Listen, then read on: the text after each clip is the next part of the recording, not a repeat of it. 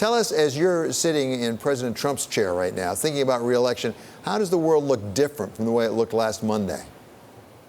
Big picture, David, I would say we see a shift in some key states that have been battlegrounds for a long time. So Ohio and Iowa have been swing states for a long time. They're increasingly tilting toward the Republican column. These states look more and more out of reach for Democrats. Arizona and Georgia had long been Republican strongholds. In other words, Democrats had barely a shot at winning in those states. Now they look very competitive after Democrats won a Senate seat in Arizona that was called yesterday for the first time in a very long time.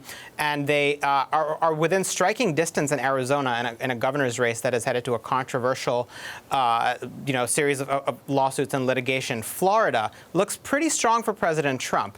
Now, both races in the governor and the Senate level are headed to a recount, but in a national environment that is so friendly to Democrats, this performance is not something that they can be particularly happy about. And lastly, in the upper Midwest, the Rust Belt, this so-called blue wall that Democrats had resurrected and had used to win presidential elections for a while, that was smashed by President Trump in 2016, was resurrected in 2018. Democrats won governor's races and Senate races in Michigan, Wisconsin, and Pennsylvania, which are the three critical states that made Donald Trump president. So these are some fascinating, I think, shifts that are going to make a big difference in the 2020 presidential race. Sahil, that's a terrific take geographically. In particular, I'm glad you mentioned Arizona, because that win was really quite remarkable. First time, I don't know, in 30 years or something like that. At the same time, cut across that a little bit.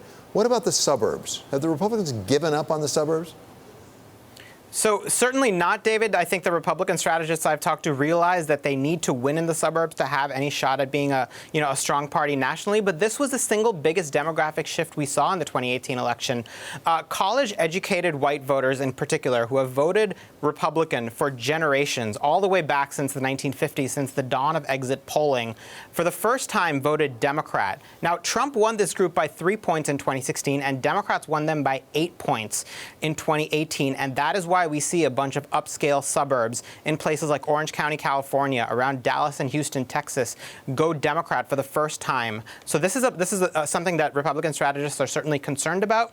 The flip side of this is that President Trump is helping Republicans run up the score so enormously in rural areas, remote parts of the country, small towns that, Republicans used to win by maybe 15 or 20 point margins. Now they're winning by as much as 40 or 50 point margins, and that's really helping Republicans pull states like Ohio and Iowa, and arguably even Florida, further into their column. Okay, in a word or two, Sahil, if Ohio's always been the swing state with Florida, what will the next one be?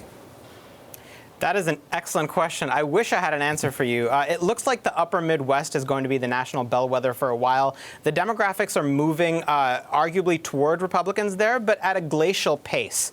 And they just don't have the same kind of cultural issues that the cultural kind of tethering to the Republicans as the South does.